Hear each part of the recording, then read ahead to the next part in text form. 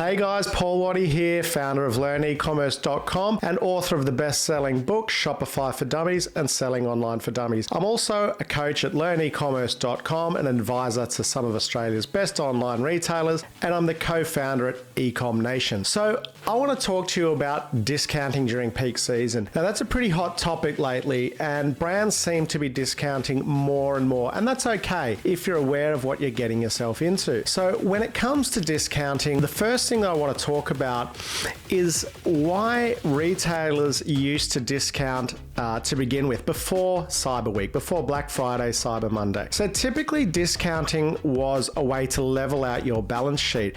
So what I mean by that is if your inventory cover was too high, say you were aiming for 8 weeks inventory cover and you'd crept out to say 10 or 12, you would clear a bit of inventory to get your inventory cover down and a little bit more cash in your bank account. Lately, a little bit more than ever, retailers are just discounting for a different reason, which is when I'm told to, or when my competitors are, and that's extremely dangerous. It's really important to make sure that your inventory position dictates discounting. And so if you are intending to discount, there are a couple of things that you need to remember to make sure that your discounting season is a profitable one. So here's the first one.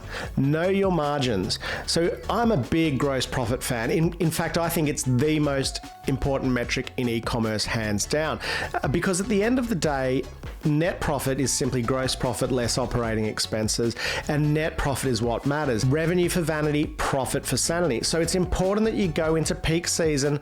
If you're going to discount, know your margins. So what I mean by that is if you're going to go 20 or 25% off for a week, what impact is that going to have on your margin? You need to know that, because if you don't, you simply won't know what sort of profit you're going to be left with, and that's bad business. Point 2, try and scale down your MER, your marketing efficiency ratio, a little bit when you go on sale.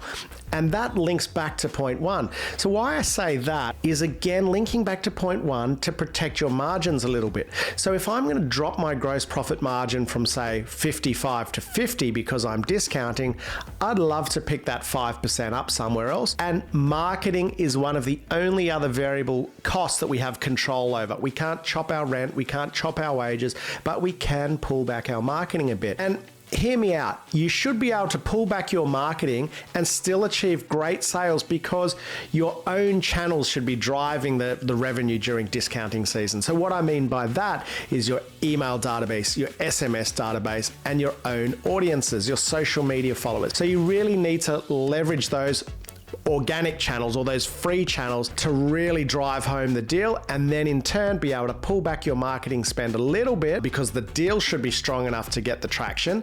So pull back your marketing spend a little bit just to protect that profit a bit.